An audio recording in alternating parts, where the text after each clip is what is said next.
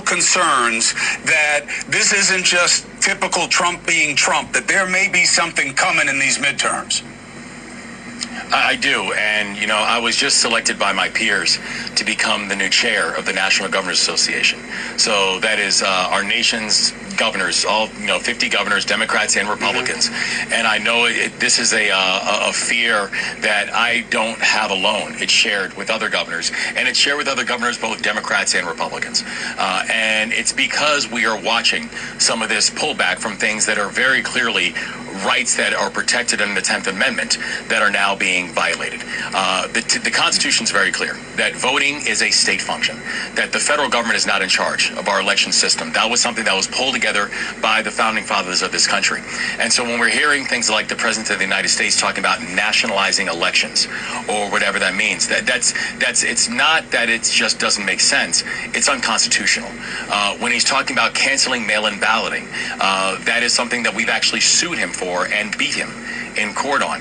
When he's talking about things like putting federal agents around ballot boxes, knowing that's voter intimidation. When you're talking about saying that certain Republican states should do mid-decade redistricting, but Democratic states should sit on their hands. Like, we're not watching this. These aren't subtle moves.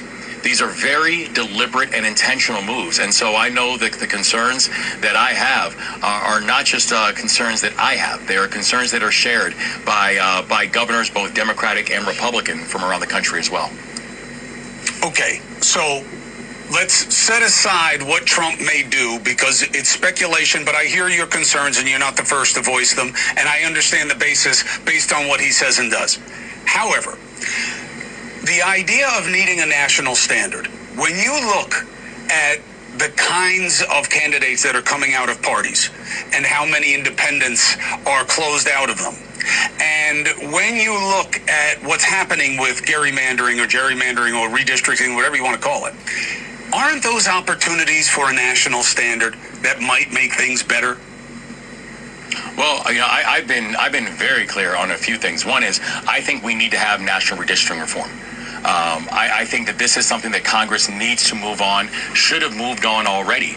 But ironically, the thing that we've seen is, they did not receive a single Republican vote for national redistricting reform.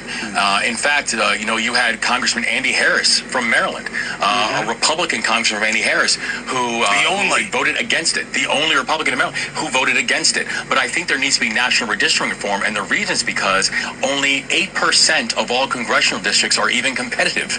You said